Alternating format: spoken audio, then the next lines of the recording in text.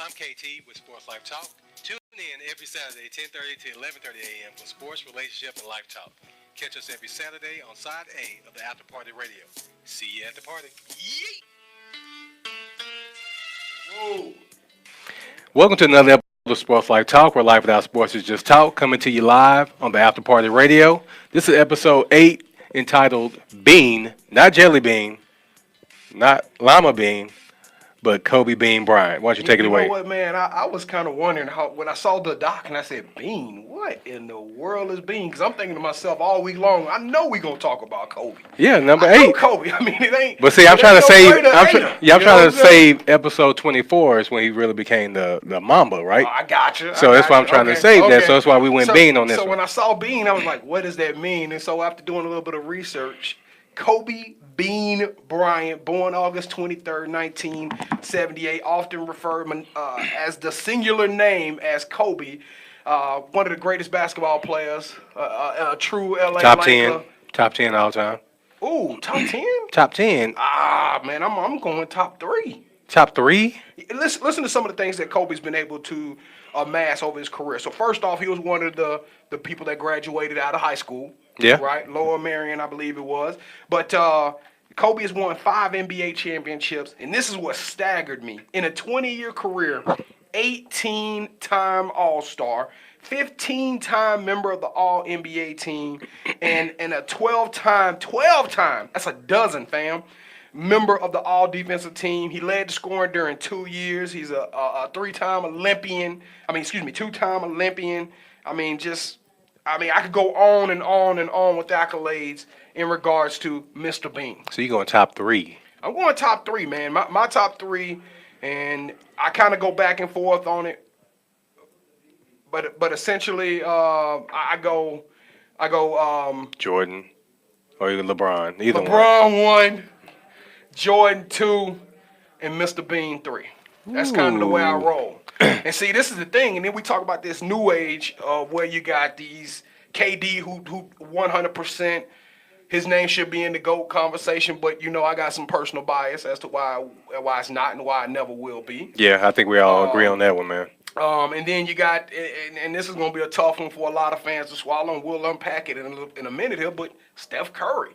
I mean, there's been conversations where I feel like Steph Curry is not only part of the first family of the NBA, but I don't know. I feel like Steph has done a lot for the Golden State Warriors. I don't feel like the Warriors dynasty. I think he was the foundational linchpin in which that thing was built on. Well, hold on to that. We're going to talk about that because I got a different view on that one. Hey, so tomorrow is Father's Day. Happy Father's Day. Happy early one. Hey, Serge. We're missing Serge. Pam, they had birthdays this week. Pam is in Vegas. KD is with her daughter right now. So, hey. Yeah. They'll be back next week, hopefully. You got the tandem, two of us right now. We gonna put our differences aside for y'all this I week. don't know how that's gonna work because you're a hater. All right, so so let's go into our baller's life. Let's talk about the NBA first, man, and talk about the NBA Finals. Let's break it down. So this is what I want to start with. So we got the Raptors. They won their first title. Okay. Jeremy Lin has a ring now. Jeremy Lin got a ring. He got a ring before Carmelo and everything, man. That's kind of crazy.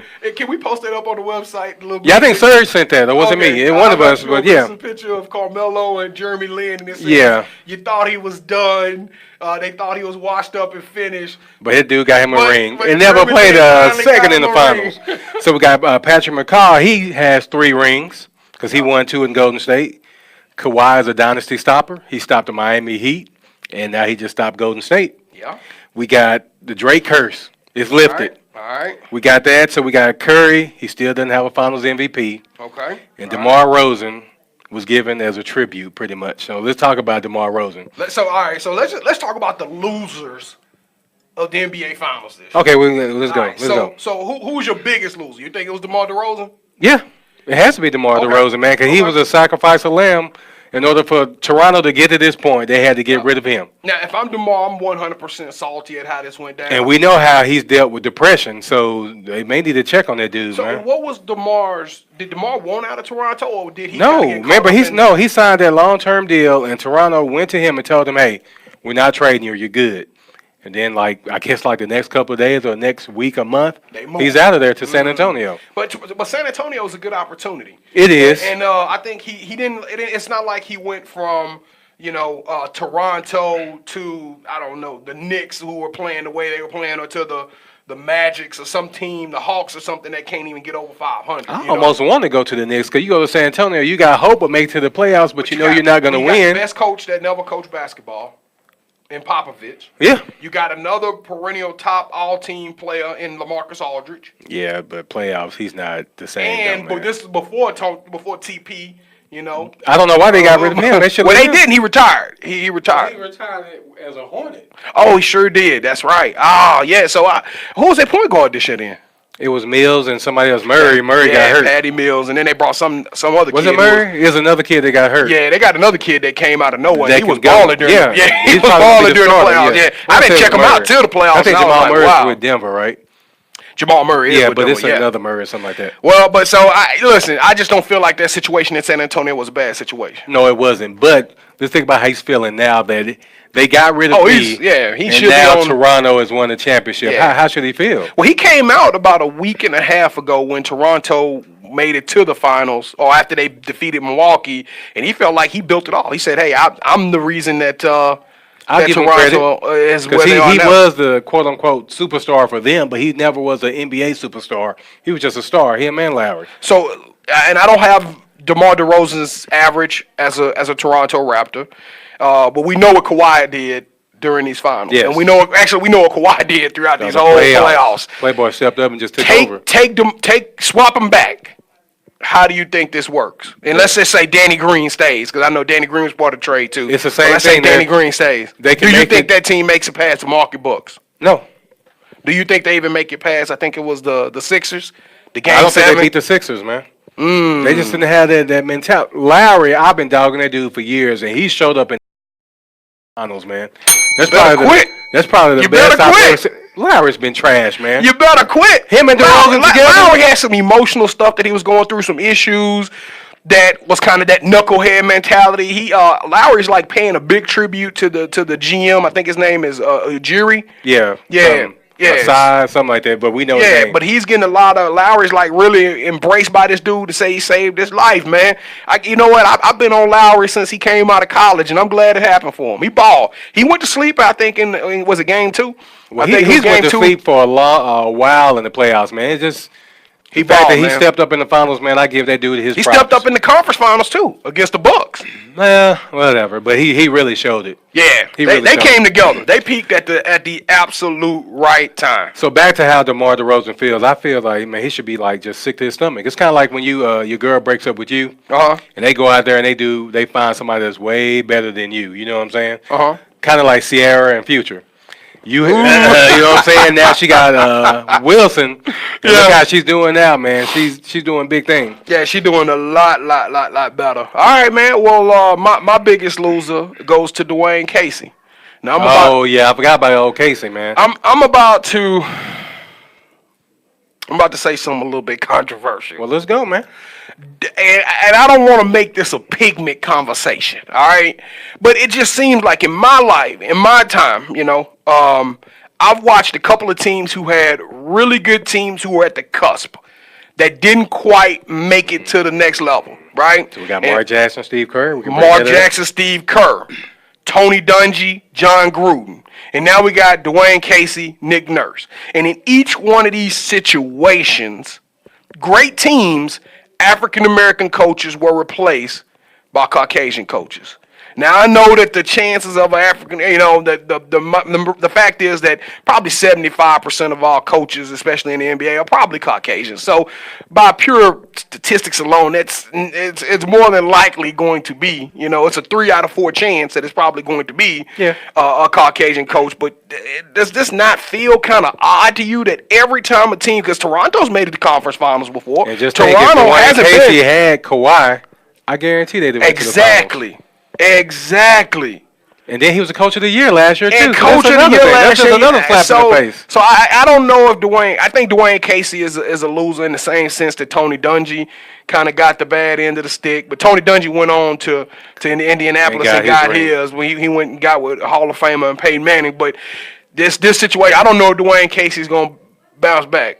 I don't know. I know he's coaching again, but still, I don't know. This it's is kind of hard to bounce back from that, man. To bounce back from that, a team that if they would have gave him those same resources, he would have been. I think he would have been tremendously successful. All right, let's talk about, speaking of bouncing back, we got Klay Thompson that's hurt. Okay. Kevin Durant that's hurt. Yeah. And we know that they won't be back from. And don't forget Looney. Looney was out there hurt. I know he's not. Looney will be back next year. Yeah. But I'm talking about these guys. They'll be back in like maybe 2 years. So before we talk about the injuries, did you want it to end in Game 6 or did you want it to go one more?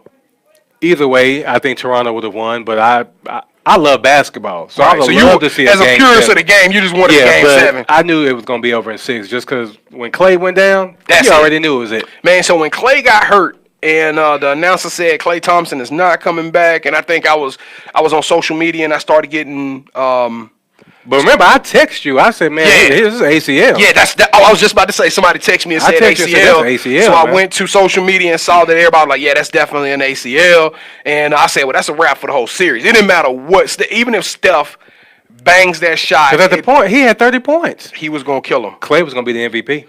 Klay would have won. He'd have been the MVP if they came back and won that. Yep, I agree with you. Let's get to the point of how that's going to affect their money.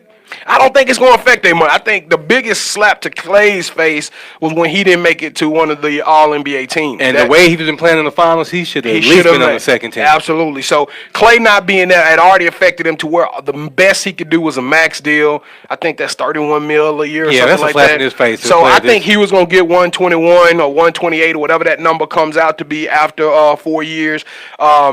Now, what really impacts is the fact that Klay doesn't get the Supermax, so now Kevin Durant can resign. So what I'm thinking, and this is some risky take again, I'm thinking that they are going to keep hold of Kevin Durant and Klay, and I think they're going to play Draymond this year, and they're going to shop him after next year and free up some space. I think that the Warriors Vengeance Tour is going to be back. And they gonna raise hell in 2021. But Draymond is such a key piece of that, man. I agree. I think you got to bring him back. He's your best defender. No, Klay Thompson's the best defender. Hey, I read a statistic that in that Game 6, Draymond had 19 rebounds. How many rebounds do you think the rest of the Warriors team had? I'm not sure. 23. Yeah, that dude was on there, man. Because I know he had 15 at one point, and he just got another. And then he had 13 assists, and the rest of the Warriors team had 19. So you got one guy who was literally doing the lion's share of all of whatever we call, what is that, the dirt work, the dirty work, the physicality of the game. But he does it to just all-star level, man. They can't afford all four, though. So it's going to have to come a point to one has to go. But Draymond won't get the Supermax unless he gets an MVP.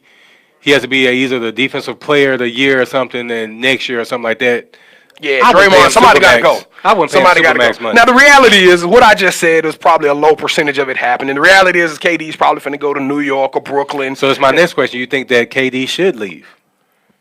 If I'm y'all already know my take. I don't feel like KD will never ever. And I know somebody said, "Man, well they showed you that they needed KD." No, they didn't. They showed me. They were desperate that they needed Klay and Steph to play the games that they were supposed to play. Like I said, we'll divulge on Steph in a little while. But Steph, in my personal opinion, he was hot and cold the whole series, the whole finals. Yeah. And if Steph and Klay had both played to the level that they should have played with Draymond, then they would have won. If you don't have that contract in Kevin Durant, I think they could have brought in some other like Tobias Harris or somebody that may not be an A-list type player, but can get in there and be physical enough and still add in additional points. He can have to shoot that down. Because you got to replace Iguodala at some point. Iguodala, I think, is 33 now, 34? 35? Yes, he's 35. Well, that's what I'm saying. So he's getting really old. So it come a point to where you got to replace that talent with somebody else. And I think they handcuffed right now. If you look at they depth, the Warriors went from being one of the deepest and most richest teams in the West to all of a sudden now we looked at them. They only 6 and 7 players deep. When you have Jalen Cook, when you sign a KD starting. When you sign a KD, that takes away. That's what I'm saying. So people saying, well, they can win it without KD. I 100% disagree. I think they could have won it. Yeah, they could have. Because that thing was about to be a Game 7 if Klay Thompson had continued to play that game. But here's my thing with the KD. Should he leave? Yes, from one Kevin to another. You need to leave because the only reason they needed you is because they were desperate. They were desperate. And you didn't put your career on the line, knowing good and well that wasn't a calf strain that you had. Everybody knows. Everybody knows. Whenever you say it feels like somebody kicked you back there, we already know it's not your calf. So who do you blame? I blame his agent. I blame the Warriors medical staff. But you see, with Clay, they was not going to take that chance. They already messed up with KD. Mm-hmm. Regardless if Clay could have probably came back in, they was like, no, that just didn't look right. Because whenever Clay they was saw running and everything. Though. Yeah, that was whenever weird. With the Yeah, I know. ACL, you can still run and walk, but you can't do certain things. It's Yeah. just that movement. But yeah, he needs to go somewhere else. Golden State needs to just totally retool, come back in 2 years with Klay Thompson, a healthy Klay Thompson, Or Draymond. and Draymond, and just whoop everybody, man. But that Tobias Harris, I like that one, man. I'm just saying because he up now. I think that they talking about him being up. Yeah, in he's a free agent. agency. So I'm gonna blame the medical staff. You got to blame his agent too. And his agent, yeah, for KD's Achilles situation because I've listened to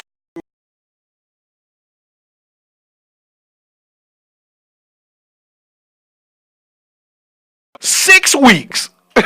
Once that Achilles injury happened, he said that man was out for the playoffs. And he said, I've had Achilles injuries, right and left Achilles. I've had these things happen, and I know what your body does. He was like, there's no way he should be playing, even if it's a calf strain. He said, because there's other stuff in there that needs to be cleaned out. And so I was actually going around betting people that KD wouldn't play no more. I felt the first person I blamed was myself. I said, because people like me, people who get on the television on Saturdays and all day through the week on Monday through Friday, they kind of put a lot of unnecessary stress on KD. It's unfair to him. I'll agree. He made the decision. It's unfair to him. He brought it on himself. I go back to he brought it on himself. Listen, I go back to 2011 when he made a comment when Miami got together. He was like, man, nobody want to compete anymore. I would never do something like that. What did he do? He probably didn't say never, but he said I wouldn't do anything like that because it's about competition. Yeah. Then you go out there and make that on a super team. But I think, team. but see, KD, I'm finding out is a very sensitive person, man. I've never seen a higher caliber player that like literally takes tweets. You can tweet KD right now, and you say something disrespectful, he will respond to you. And that's where I think the people like myself, we got to KD. And I think at that point in time, he felt like I have to do this because did you know people were leaking out of the Warriors organization that they felt he could play? Yeah. So that was dirty. That's one of the reasons why I said I would like not go back. Yeah, I don't think he's going to go back because of that. That was the only thing that makes me nervous about him going back is, okay, you're getting your money, you're getting an opportunity to play with a great team, but do you really trust these guys if they were leaking that kind of information? Do you trust the medical staff? The fact that you went out there and got hurt when they said the worst that could happen is your calf and something else just happens? But they didn't tell him that. They not saying. See, they coming out saying that they never even advised KD that he could have XYZ percentage of a chance of tearing his Achilles after. And that medical staff, I would sue them. And that's malpractice. Yes, it really is. Yeah, that's malpractice. But at the end of the day, I mean, KD gonna steal no matter where he goes. He threw between him and Clay, they threw a whole wrench in the whole beautiful all season. They just. They blew my mind with this one. I mean, I just couldn't believe it. When Clay went up for that dunk and came down, I looked at the replay. People trying to say that Danny Green was dirty. That was like he went for the ball. Nah, that was defense. That was defense. Yeah, this is an aggressive game. So if anybody saying that was a dirty play, they're wrong. And that Danny Green is not one of those type players, man. No. All right, so let's talk about Steph Curry and his legacy, man. I think it's tarnished. Steph Curry has went to not 1, not 3, not 4. 5 NBA Finals, and he has not won MVP. So he's not clutch. I'm gonna go ahead and say this now. He's not clutch when I'm not. I can't defend. When you see that shot, that's a shot that he makes 90% of the time. Yeah, and I was about to say if he shot that shot a countless amount of times, we've seen him hit it. 9 out of 10 times he's hitting that, man. I've heard a story about how first off that. They looked at all of the finals games and they looked at all of the shooters who took game-winning shots in the finals, and he was the last one on the list. And we talk about names like Kobe, LeBron, MJ. I mean, it's a plethora of players on the list. And this guy's the best shooter to ever come to the NBA ever. Let this have been LeBron. They will still be talking about it. Why did they let Steph Curry off the hook so easily? It's because he's yellow? I don't know. Us dark-skinned brothers, man, we don't have a chance, man. But I think his legacy got tarnished, man. And even if you look throughout history, Shaquille O'Neal got, I think, 2 or 3 NBA Finals. Kobe got 2 or 3 NBA Finals MVPs. Jordan, I mean, I think this almost, I can't sit up here and say it for law, but if I had to go to Vegas and bet, I would almost say that Steph Curry will never get a Finals MVP, especially with the way that he at least 1 year removed from it, because it's going to be almost impossible to go back to the Finals with this team because next year they're not going to have it, and we don't know what the team going to look like in 2021. Also, let's face the elephant in the room. In the next 5 to 6 business days, Anthony Davis will be a Los Angeles. This is a Laker. Now you got LeBron and Anthony Davis combined. They go out and, I don't know, go get a Kemba Walker. I don't know who they go get. Or they go make a play at a Tobias Harris. Even though I heard the Mavs making a play at Tobias Harris. But I don't know who they make a play at. And we don't know what Boogie's mind is because he looked like an old man in the Finals. Yeah, he didn't have his basketball legs yet. No, Boogie had no business playing. That team was a beat-up Warriors team. But that medical staff, hey, Boogie, go out there. You get yeah, I know, but because he wants to play, let him play. But let me say this about Steph Curry. In that Game 6, there were 6 players that outscored him. Clay had 30. Yes. And he didn't finish the game. No, he didn't even Lowry, Siakam, Iggy, Van Fleet, and Kawhi. I think Curry ended up with 21 points. And he ended up with 21. It should have been 24 if he would have hit that shot. Yeah, so he got outscored by 6 other players. I think if he hit that shot, they still lose, though. Really? Because they would have only been up by 2. They were down by 1. He hit that shot, and he shot it with like 9 seconds left in the game. Yeah. Because remember, they did all that fighting for the rebound, and then it was a backcourt on Draymond.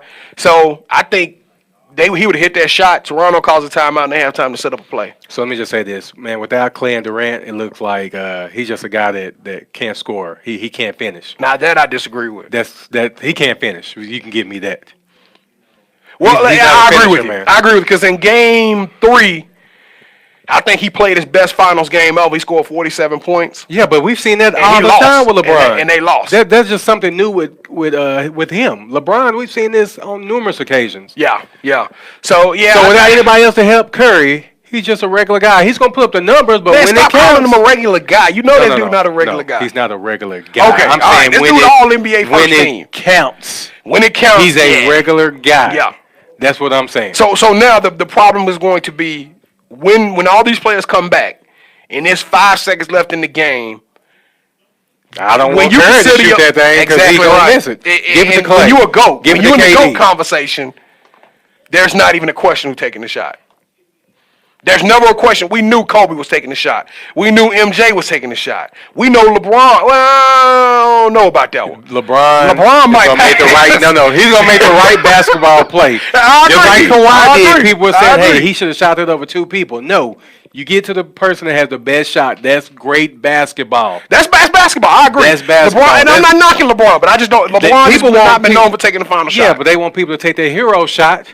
Like Kobe does all the time. It could be 12 people on Kobe. He going to shoot it. Hey, it will shoot it from the rafters. So what did I learn from this 2019 Finals? Okay. Hey, the Spurs, they were wrong on Kawhi. Yes, they were. They were wrong on Kawhi. Hey, Kawhi, we all know he's the top 3 in the league. Well, hold on. The Spurs didn't want to get rid of Kawhi. The Spurs wanted Kawhi to come back before he was ready, and it angered Kawhi. That's what I meant. They were wrong. So there were players coming out saying, hey, Tony Parker, hey, man, I tore it completely off the bone or whatever, and I came back and played sooner than him. Yeah. And look at you now. Yeah, absolutely. Yeah. That's 18 years in the game, but I get where you're going. Yeah.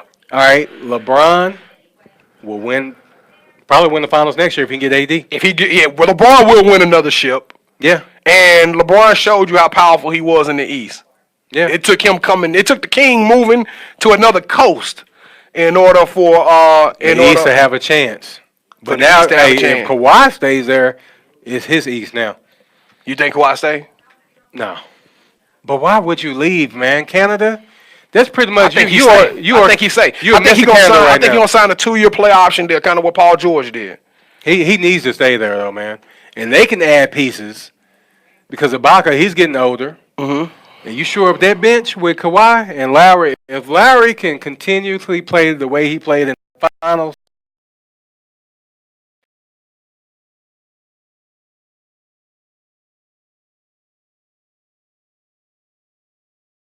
Don't like success. Go ahead. Let's talk about the Warriors. It's the Warriors. I've seen more people come out and support the Toronto Raptors, not being a Raptors fan, but all of a sudden now they are all in on the Raptors. Why? Because they have Warrior fatigue, and I'm one of the people that's guilty of Warrior fatigue. But I'm starting to think it's more than just it. I think it's great when the Warriors won that championship, the first one, going up against LeBron, who was a heavy favorite. Nobody thought the Warriors could. They had just started getting hot at that time. When they had just got hot. Kyrie got hurt game 1. Yeah, but the whole point is that they wanted the Warriors to win because it's a lot of LeBron haters. Well, guess what? Not only did the Warriors win, not only did they go back again, but then after they lost, they went and got another great player and became a dynasty. But see, that's another reason people didn't like them. They went and got KD. They don't like Draymond Green. I think they separated themselves from the lovable underdogs and became the expected. They became the Yankees. They became the Crimson Tide. They became the you know what I'm saying? Yeah, I got you. Whatever team you want to name, the Lakers of history, or whatever you want to name, they became an elitist almost, right? The same reason why people hate Kentucky and they hate Duke. They became that type of team, and then all of a sudden now we wanted to see other teams come and knock them off their plateau. I just think America loves underdogs, and I think it's something about when you separate J&B, for example. They got a contingent of people that love them, but now you all see a lot of people that are dog Jay, whether it be for his music or whether it be for something he did. He get a lot more criticism. Beyonce gets a lot more criticism. That last album he put out, it was better, man, because for a while, but see, you saying it's better. Yeah. See what I'm saying? Jay fell off. But that's because they were moving themselves into a different lane, and it's something about us. We don't like it when you're one of us. We love you. When you take that level, you step out of the fray, you step out of the pack. All of a sudden, you're not on our side no more. And I think the Warriors definitely went from being a good team to a great team. And I guess next week when we get Serge and the fam back, we're gonna talk about some of the best teams in the history of sports. But I don't think that we as a society like to support dynasties. The only people that support the dynasties are the diehards. Yep. Yeah. So let's talk about Vince Carter, man. Does he deserve a farewell tour? I think he does. I do too. I think he does. I also think Carmelo, I know that when we went and playing that part of it, but I think Carmelo deserves one as well if he comes back. But yeah, Vinsanity does it just because of the particular term of Vinsanity. Back to the Carmelo thing. I don't think that he's done playing basketball, though. That's why I don't think. That's what I'm talking about. If he comes back, I don't think he'll be done in a year or two. You know what I'm saying? But with Carmelo, that dude there, you talk about a dude chasing his paper. Mm-hmm. He's the reason why the Knicks weren't as good as they should have been. But we'll talk about it another day. I agree, but it's so many other players that have done the same thing that get no criticism. Yeah, but Carmelo, just his style of play and look how Anthony Davidson held the Pelicans with a gun that they had. That's different, though. It's the same move that Carmelo basically made a play. AD is telling you, hey, go ahead and trade me and try to get something good. Carmelo wanted them to trade him then, strip that team. The Pelicans already, they stink. They're not good. Luckily, we got the pick first. Yeah, so the Knicks were a good team before Melo came. They got rid of all the pieces. If he just waited till free agency, till that summer, went to the Knicks, they would have been a contender in the East. But yeah, so we'll get on Carmelo. But back on Vince, I think he absolutely does. Vinsanity was a true thing. I don't know how many of y'all greatest dunker of all time. Greatest dunker of all time. I mean, the dude. There's posters right now that Vince Carter made of folks. Whenever you jump over a 7'2" dude in a game, even though it's the Olympics, the old boy didn't see it coming, but he sure felt it. He had it all in his face. You still probably see that man probably got PTSD over there. Yeah, pretty much. And he's an underrated baller, and I want to throw this in there. Wouldn't it be fitting for him to end his career in Toronto? That would be nice, especially if Toronto make another run at it. If Kawhi comes back, I would love for him to reach out. Hey, Vince, come here, man. I'm going to try to get you a ring so you can go out in style. Yeah. I would love to see that. That would be the perfect ending for Vince Carter. So that we both agree that he deserves a farewell tour. I do too, man. Plus, if you're a true basketball nut or just a true fan of the sport, you have an immense respect for Vince Carter. These new fans that's Raptors fans and they probably Warriors fans that's been watching basketball for the last 5 to 6 years, probably you don't understand what Vince Carter really did for the game and how athletic and how prolific this dude was. I mean, who would you compare Vince Carter game to? I'm trying to think somebody who now maybe we would look at him and be like, man. Because he had kind of like a smooth kind of game, you know. He was smooth. Yeah, he was smooth. He could get buckets outside, perimeter wise. I can't really take it to the rack. To anybody right now, though. Man. So that's a one of a kind type player. So I mean, yeah. I think if we actually sat down and thought about it, we could find somebody, but probably wouldn't be at his level though. It'd probably be somebody whose game was less than his or less heroic. You know what I mean? Than what he is. But yeah. All right, so let's move on. Talk about the U.S. women's national team. How they put it on Thailand, man. 13. I believe that we will win. And that was immediately followed by questions and about their sportsmanship. So and sexism, pretty much, because if this would have been the men's team, who probably won't ever make it because they stink. It's funny you say that because when the U.S. men's basketball team was going over there and blowing teams out 40, 50 points, nobody said anything. Mm-hmm. Now that this happened. So I do believe that that it should have been a point where the coach kind of said, hey, if you score, you score, but let's ease up a little bit because this Thailand. I can't even believe Thailand got 18 women together that can say they can play soccer. But here's my thing on that, B. If you show up, you don't want me to celebrate, stop me. Well, yeah, but like we talking about Thailand, man. If you show up, okay, let's say this right now. If me and you went to a court, okay, and we saw two dudes that we know we about to kill. Yeah, that was like some fifth graders. And we just getting buckets. No, not fifth graders. No, I'm just saying that's almost the comparison though. Nah. It's almost like we talking about First off, the U.S. women's dynasty is, in my opinion, I'll give you a spoiler alert. That's my greatest team of all time. Those girls are unreal. What they do to these other countries, I mean, they swag, bro. I mean, they making them drop the joystick. You know what I'm saying? So I just feel like Thailand is like a very, very, very junior team.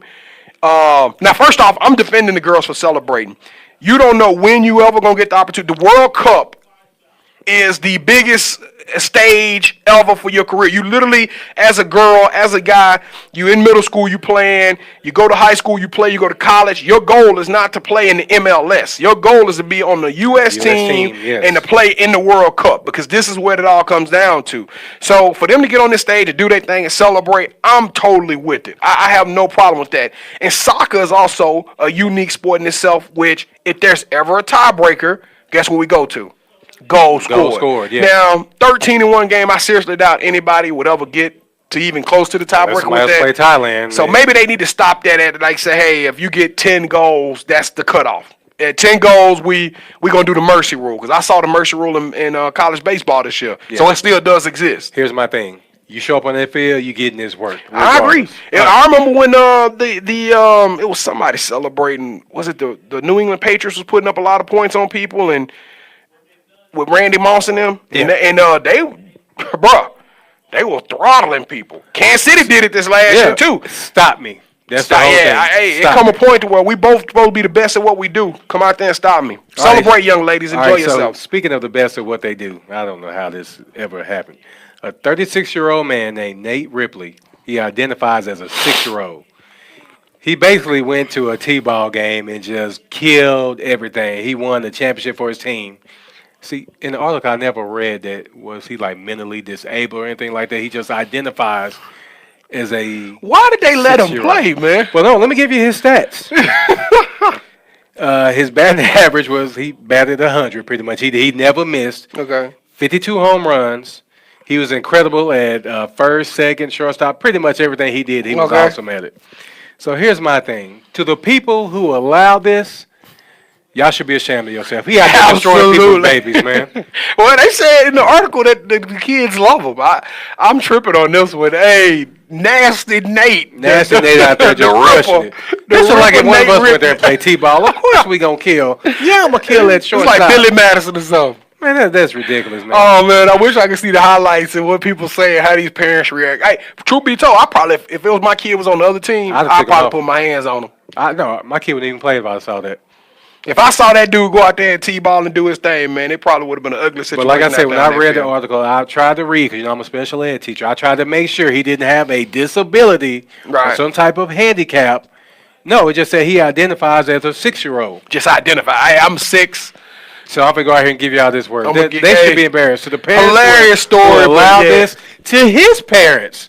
I'm blaming you too. He 36 though, okay? He 36. His parents should be out there and left their pass. But they passed and no. But Hey, if you're alive or his brothers and sisters, somebody should go out there and handle somebody that, need to stop him. Say, hey, man, you need to at least play rec league or something. But do you think he get upset if his parents don't come to the game? I don't even think he cares, man. He's living his best life, man. That's kind of ridiculous, man. I'm trying to find this one story I really want to talk about. It's I think it may be in Alabama where if you were arrested and before you can get out, like child molesters, you have to be like pretty much physically castrated Really? in order for you to come back into society. Physically or chemically? Chemically. I didn't mean I was about to say, physically. goodness, we still in the Hey, Game of Thrones. Hey, physically Goodness. too. If they have to mess with kids, you don't need to use that no more, man. Hey, side note, the writers of Game of Thrones had something for that, man. It was 3 people in that show that walked around with it without junk, man. Yeah, I forgot that one dude. He got half. Grey Worm, Theon Greyjoy, and Lloyd Varys. The other one that died during the Ice King segment before what's the name killed him. Yeah, that's Theon. He cut it half off. I thought he just cut half. I don't know, but I think they may have had a little obsession with men being castrated of some form. But Yeah, here it is. The Alabama legislature has passed a bill that will require chemical castration of child molesters over the age of 21 who have abused children that are younger than 13. Man, I have no problem with I'm with it. I'm with it. If it stops their obsession, I guarantee you, if yeah, that's right. If it'll kill that urge, then let it happen because we don't need them out there ruining other kids just because they filthy minded. You got to cut it off Game of Thrones style. You can go that way too. I don't even care. All right, so we got a Bronx charter school teacher who he recruited a student to help him pretty much push some weight. Okay. But he beat the team senseless when he found out the kid was keeping some of the cash. So That's the game, man. his name is Kevin Pope. He's 48. Hey, here it is. It's a basic case. If you're gonna learn today, either you gonna get me your homework or you gonna run it. You better run it and give me that work. You know what I'm saying? That's pretty much how it was gonna be. Hey man, that boy's a duffel bag boy, man. Hey, that's crazy. Yeah, that you would use a kid to do that, and well, let's just be real, man. If you selling dope to kids, you don't even care. You don't care. Yeah. There's no rules behind that at all. So it's actually a horrible story that this dude do that. I honestly I hope they give him life, man, for beating a kid, for Beat him selling the senseless, kids, they for I'm pretty sure he probably had a gun on school grounds. There's so much stuff I think they need to get this dude on and just throw him under the jail for life because kids are impressionable. That goes back to the discussion we had about our brows. Kids at that stage, they find heroes or they find role models in some of the oddest places. yeah. And so I don't know if he preyed up on the young man to get him in. We don't know what type of pressure he put on the guy. On He the probably kid. was breaking him off a little bit too, but the kid probably wanted a little bit more. Yeah, You know so how it is. This is a horrible situation. Now, as far as the kid goes, stay out the game, man. You don't sound like you're ready. You're getting caught up. That's crazy that he was stealing money from the teacher. I guess he thought that the teacher can't do nothing, that he was going to out him. That's probably what that was about. I hope it wasn't the math teacher you're trying to steal from, because you know he can count his money. All right, so let's move on to our college life, man, and something that you didn't know about. I can't believe you never saw that before. I never knew about this. All right, it's a basketball tournament on ESPN. It's a 64-team March Madness style where former players come out of pretty much alumni. Alumni, that's what it looked like. They come out. Who did you say won last year? A team from overseas. So they put a team that came from a lot of foreign nationals. They put a team together, and they've won it actually about 4 or 5 times. But what's cool about it is like all of these major colleges, they get their alumni who's, of course, not playing in the league. Old heads. They put a team together. Like Kansas has a team, North Carolina has a team, St. Mary's, Ohio State. All of these programs have former alumni that come together and play in this March Madness style tournament that seems like that's going to be just awesome, man. And we get that next month. July 9th. July 19th. Yeah, so it's going to go from July 19th, I think, like the first week in August or something like that. I think that's going to be some great theatrics and good TV. Well, it's been coming on for years, so yeah, it's a good watch. I mean, really? Yeah, I've watched it the past 2 years. Wow. So I'm excited about that. I mean, whenever you can give somebody an extra shot at glory, yeah. Besides old boy that was killing the 6-year-olds, I mean, I'm all with it, man. Yeah, he took it too far. But yeah, I think this is going to be something just to kind of, because this right now, I call this the dead gap. This is the dead it's gap gonna be for me. hard to find some stuff. It's to gonna talk be real about, man. tough. So I can't wait for SEC media days to happen, and then we kind of start the Hard Knocks and all of that stuff just to kind of get me back going, because we're about to go through this dead gap, and it is the worst for me, except for baseball. I mean, I watched the Rangers a little bit, Yeah, man, it's kind of just hard to sit there for 9 innings and just be really focused. but if you, I mean, I love if baseball. you can catch it at the 8th or the 9th inning, though, it's a real good Yeah, watch. pretty much. But if If it's a close game. but I probably missed the whole game. But I'm not actually watching the whole Yeah, game. I ain't gonna lie to you. yeah. All right, so let's talk about the Raiders, man. They're going to be on Hard Knock Life. Hard Knocks. Yeah, it's a, Hard it's Knock. a show. Why I don't know, man. I was I'm up probably here like half that's asleep. Jay Z. You thinking about Jay Z in I'm this song? probably half asleep when we did the doc. But I think this is going to be great. I'm excited about the Raiders being on here. I also would have been happy if the Browns would have got it. I wore my Cleveland Browns, the Dog Pound Edition Sports Life shirt. It sure would be nice to have some of those shirts, man. You come up here flossing every Hey, week. but yeah, I don't know if this organization really. I don't think they're ready for this at this stage. I think you went out and you got a wide receiver who is an That's attention why hog. they did it. But I don't know. He was the main reason, him and Gruden. And then you got Derek Carr, who's kind of been on, I don't want to say on the hot seat, but he's gotten a little bit of, he hadn't got the support he wanted all the way from the Raiders. Especially when you get rid of Amari Cooper, you get rid of Jordy Nelson. This might not be the team that want their business aired so quickly as they try to establish a chemistry and try to put stuff together. I think the year they went to Vegas, which would have been next year, would have been perfect for the Raiders. Yeah, that would have been the best time. I think that would do have agree been with you on perfect that. for the Raiders. We would have been able to see the move. We would have been able to see the new environment, how the whole interaction with Vegas and the team, how Vegas they're and embracing. AB. Can you imagine? Oh that? man, it's gonna be wild. It's gonna be wild. Period. With all I'd the rather players see coming in. this year. It'd have been better if they could have got Cleveland on there. I know they've already. Cleveland is who I wanted. That would have been the best. I way to also go. would have been okay with Arizona. Yeah, with Kyle Murray. We yeah, could have saw yeah, Kyler I Murray. would like to see that. Kind of too. how we saw Baker Mayfield do it last year. We would have saw Kyler Murray kind of step up and do it this year. So either way, I would have been happy with it. But my question is, why don't every team have kind of? I mean, I think that would be some great money. And Yeah, having every team is involved in it. and then you know maybe NFL Network air them out throughout the different weeks or whatever, and give them the opportunity to. Yeah, the other dude. Oh, okay. Yeah, that would be a great idea. Just I don't understand Hard why, Knocks. because I would love to see my Saints. I want to know what's going on with the Saints organization. Who are some guys who are balling during camp and doing some stuff like that? okay. All right. Yeah. So we got the Hard Knock Life with the Hard Knocks with the NFL. That'd be perfect, man. I do like that idea. Sometimes you do have some good stuff. Every now and then you just be out there, but I'm with you on that one, man. Yeah, so the Hard Knock. I mean, now I'm saying the Hard Knock. Yeah, 'cause that that's was in on my the doc. head, bro. It's But Hard Knock but the Life. Hard Knocks is For going to be a us. great show. I know your Cowboys did it once. Yeah, we did. I didn't even watch it, man. What was your favorite Hard Knocks? I never watched the episode, man. Really? I could care less about all that. I just want to go to the field, man. Houston Texans had a good one. Yeah, you can talk about it, but like I said, I never watch it. I don't watch award shows. It's actually man. it's a pretty good look, because what they do is, if you never watched this show, they typically follow one of the main stars. So like, for example, they follow J.J. Watt a lot, right? And you get to see what he they loves that all man. season like with their family. But then they also follow a lot of hopefuls. And these are some guys who may have been 7th and 8th round draft picks, may have been walk-ons or free agents, undrafted free agents. They usually will follow a journeyman, like somebody who just got traded to the team or somebody Okay, who just I take signed. that back. I had watched the episode. They did follow a veteran. They followed the guy that I think they knew they were going to cut him. Mm-hmm. So that's good TV. So Yep. they did that. Yeah, I have watched it. And then they follow, and then they'll typically follow like one of your best draft picks. Yeah. Like the year they did the Falcons, I think they showed like Devonta Freeman, how he was getting moved in and all of that stuff. So it's a cool concept. It's a cool show. I remember last year when my guy out of Dallas and Corey Coleman. Yeah. He went in there, threw a tantrum, was demanded the trade, sure as shooting. He was out that thing on like Tuesday. Yeah, man. I mean, that's the way you do it. Hey, now, I'm man. rooting for Corey though. He I think Baylor, right? Baylor. Yeah, he went to Baylor. He actually from Richardson, Texas. We used to go to my barbershop, man. Baylor, they've been putting out some receivers, man. It's just something about them, though. They kind of flame out. Josh Gordon, Okay, he he can't gonna stay ball out this that. year though. I don't know. I don't Shoot, even know if he can Josh stay out gonna- there green, He was they balling. talking about Hey, money.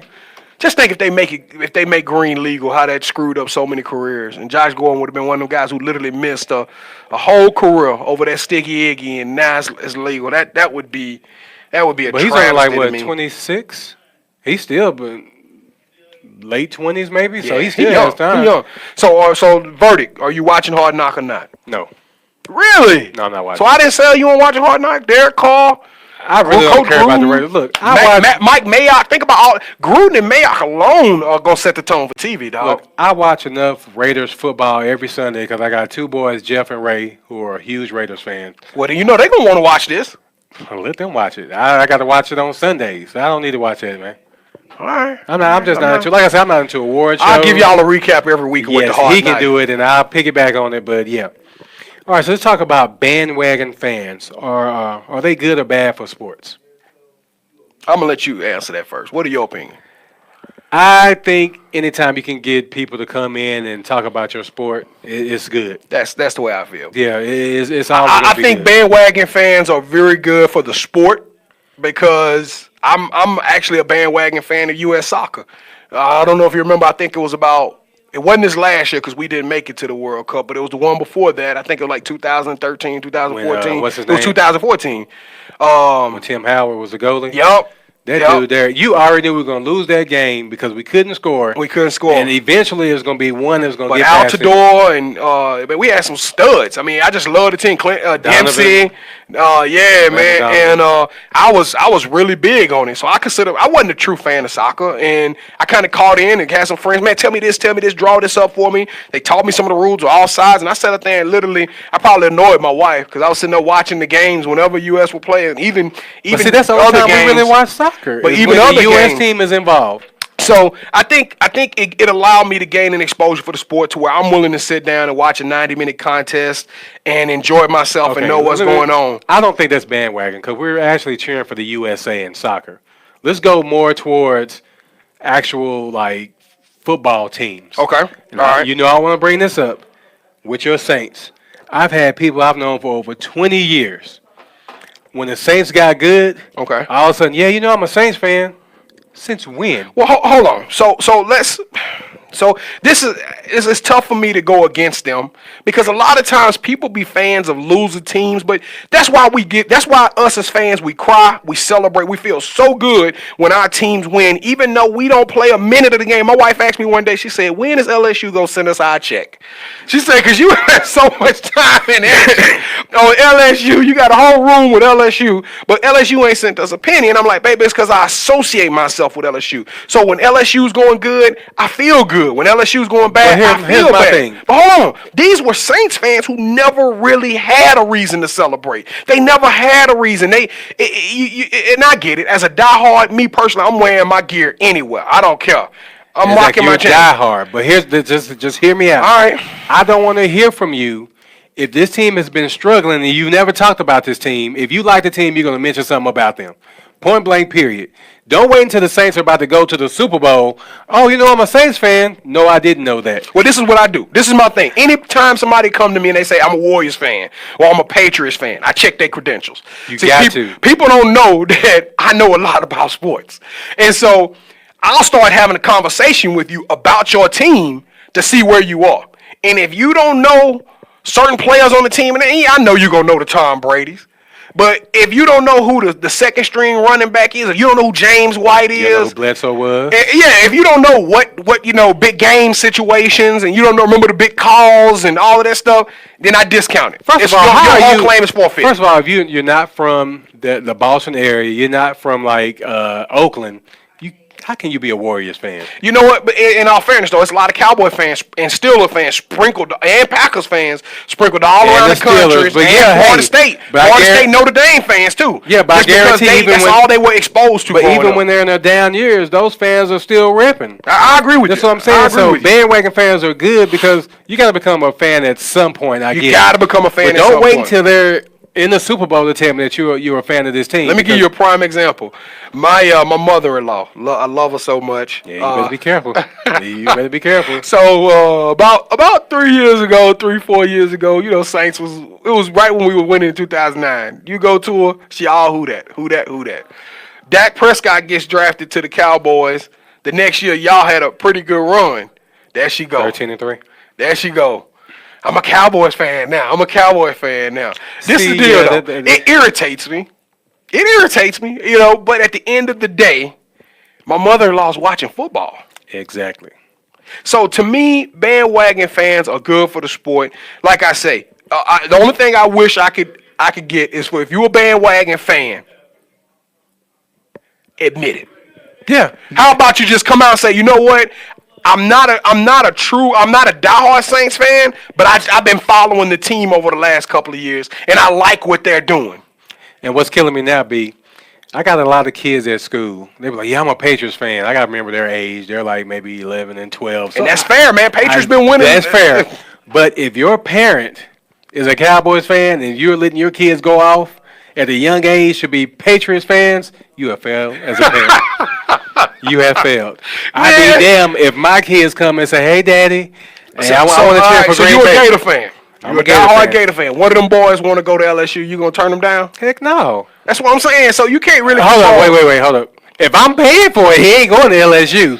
If he's getting a scholarship, then yeah, man, go ahead. Hey, go Tigers. Man, it's a lot of pairs. I can't think. It was a situation recently where I was talking to somebody and they kid was like a Cleveland fan, but they hated Cleveland because of LeBron. They really what they were is kind of like me. I am a LeBron fan. I've never really had an allegiance and we're in the to same an NBA team. Wherever LeBron goes, I want that team to succeed. But That's I want right. the Mavericks to win first because I'm a Mavericks fan. But I'm a Mavericks fan if too. LeBron is getting his, I'm with it. I'm a Mavs fan too, only because I live here, because I'm an implant. And when I got here, I started following. See, but people would say I was a bandwagon, but I'm a different type of bandwagon because if I like your team, I'm following you. I'm learning. You know from the your rooted to the stuff. tulip. Yeah, you can't. You can have a 10-minute conversation with me. You wouldn't have known that you would have thought I've been part of this team for years. But I bandwagon with the Mavs now. 10 years into the game, I've earned my credibility. Yeah. You know, I've earned that staple. But the Lakers, when they had Shaq, I was bandwagon with them. As soon as Shaq left, I wasn't a Laker fan anymore. That's the reason why I like the Orlando Magic, because my favorite player of all time is Penny Hardaway, man. Penny? That's another Penny one. Hardaway's. I'm wearing the jersey next week, even though I ain't wear a jersey. I would like to see that, man. I'm a Rocket. Sure, I had to like to spend see that, $100 at the man. time. So, yeah, I'm going to go ahead and rock that, even though I ain't wore a jersey in years. How do you feel about that, though, man? A lot of people trip on grown men wearing another man's jersey. What are your thoughts on that? I see the point. I see why you would look at it, but I don't think you look at the age of the player. I think you look at the elevation of the game, or you look at the level of how well this person plays, and it is a sign of support. So the person that came to me, because I like jerseys, because I was wearing a Drew Brees jersey one day, and somebody, man, you're a grown ass man, you wearing another man's name on your back. First off, Drew my same age, but even if Drew was 10 years younger than me, I asked him back. I say, would you wear the jersey of your son?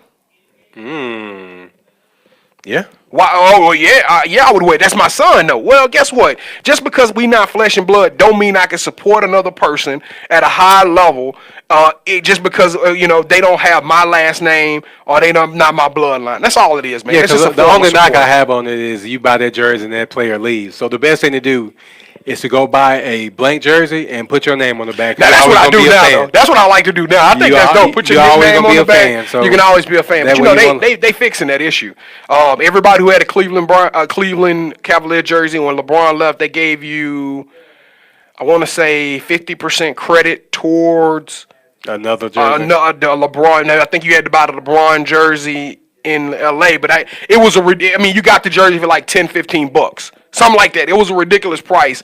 And I think it was Fanatics or something like that. Fanatics got a special right now. So if your player does get traded and you recently bought the jersey, look at their website to get the rules of what qualifies. I don't know if you have to provide a receipt or some kind of credit statement or something to show that you did purchase it. But, yeah, they do give you some of your money back towards another team's jersey. All right, so real quick, let's talk about fans booing when a player gets hurt. Unacceptable. Yeah. Unacceptable. But I will say this. I don't think they're booing because the player's hurt. I think they're booing because, hey, Now my team has a real shot of winning the game. But you don't boo. But you don't boo. You don't boo. You don't say anything. Man, I've been at countless games in which players would go down and both teams would go on their knees and pray. The fans were quiet. It's just out of respect, man. It don't matter. At the end of the day, one of the teams have to win, one of the teams have to lose. Your celebration of another player's injury is not going to bolster your chances at all. It's really going to piss the other team off. That's probably what's going to happen. Just think about the Eagles. Now we all know that if you got Patrick Peterson out there on the covering, I don't know, Odell Beckham, and Patrick Peterson tweaks his ankle and goes out for a play, and you know that they're going to put a third string or a second string cornerback in that game, you know the offensive coordinator at Cleveland or whoever the offensive coordinator is, they drawing up a play to go towards that backup corner. Let that be your celebration, man, because you just weakened that team and you got the opportunity to put your knee on their neck. But celebrating it and booing, I don't even see a place for that. And that's why I would never like the Philadelphia Eagles. Because you remember when Michael Irvin went down, that dude broke his neck. You holding some serious grudges on that, man. They're in the NFC East anyway, so of course I'm not. You weren't gonna like them no way. Yeah, but the fact that they cheered when this dude was on, his career is over. His neck is broke. But we know how those Philly fans are anyway, boy. Yeah. They're a different type of Philadelphia has a prison underneath the stadium. So that you literally go to court right there. They have a judge that be there during the game. You get cited, they take you down there, you get a ticket right then, and they put you in thing. And after the game, I guess they come pick you up. And that's crazy because on Sunday you would think you have I can get into a little trouble and then have to worry about going on Monday. Not in Philadelphia. In Philly, you going straight there, man. Yeah. So but no, that shouldn't never boo. Matter of fact, we shouldn't boo any type of injuries. We shouldn't boo or celebrate. Be in prayer, really, because at the end of the day, if you take that jersey off that other person, that's a man. Yeah, that's another human being. It's another female. You're still supposed to have. That's how they make their money. Nothing bad. Yeah. I wouldn't even celebrate if Alabama players went down. No, you never do that, man. Even at LSU, you know how much I don't like them. No, that's not right. So, should a fan be able to boo a team if they're not performing right? I think they should. Really? Yeah, I'm not a huge fan of you booing because I'm one of them type of people that even if you messing up, I feel like we should show support at all time. If you're gonna claim a unity, right? If you're gonna claim to be a part of a team, then you should never ever have a public display of opposition or contradicting the whole purpose of the goal. But it come a point to where you do need to let them know, like, hey, man, let's get this quarterback out. You not making the call, and you, in my opinion, you hurting the team. Now, my opinion, one, is just one voice. But when you sitting in a stadium and 30,000 people telling you that, hey, this quarterback needs to come out. This is third interception. I agree on that point. Yeah. Listen, I understand what you're trying to do. I know you're trying to build faith in a relationship with the QB, but come on, man. We still want the win. We don't want the learning lesson. We want the W. And can you just imagine how the players that are playing with that team, how they feel like, man, this coach really not going to pull him? But see, the same way we feeling, you know good and well Ray Lewis will be feeling that way. Like, man, Ray Lewis, we don't have a chance. He can start preaching on the sideline. We don't have a chance because our quarterback can't complete an 8 and out. You know what I'm saying? So I don't think we should boo players like that, especially if we're a fan of them. But I'm okay with booing the coaches because they should be held accountable. Yeah, I'm with you, man. Because I don't know how many times the Cowboys fans have tried to boo Jason Garrett and it still hasn't worked. So he gone after this shit though. Yeah, if we don't win the Super Bowl, I think he's gone. He has to, man. We got too much talent to keep being. I just don't know if Sean Payton gonna go, but I think after this year, I don't know. If we get Sean Payton, because he's actually the offensive-minded guy that can actually coach, we winning it. So go ahead and give us your Yeet of the Week, man. Man, Yeet of the Week, I got to throw to you the assist on this one, man. So you want to do it with me? We could do this one together. No, man, it's on you, man. All right. Yeet of the Week goes to first grade teacher, Kenzie French. She watched her students watched her get engaged. She then decided she wanted to take it to the next level with those students, and she actually invited them to be a part of her wedding to get married. So all of her students, I think she had 6 kids at the time. 6 of them. They watched her, and they were the ring bearers, and they were the bridesmaids or whatever. But this is what's great about these kids. They're all special ed. Yeah, they all have Down syndrome. They all have Down syndrome. So in Louisville, Kentucky. This is where this take place on June the 3rd. All of our students, this was just the last couple of weeks. They led her down, and it was just a beautiful ceremony. Go check the video out or go read the article about it. We need more stories like this. It don't always have to be sports related, because this is the kind of behavior that in society just shows love, and it's helping to build other people up. So with that being said, Kenzie French, in your class, you get a yeet. All right. Hey, man. Hey, great job today. Even though I still don't really like you, man, you held it down today. All right. Thank you for listening to another episode of Sports Life Talk, where life without sports is just talk. Follow and like us on Facebook, Twitter, and Instagram, and on the After Party app. We hope that you will join us next week, and please tell a friend to check us out. I thought you was going to do the bye, y'all. Bye, y'all. You can do the yeet. That's what I was waiting on.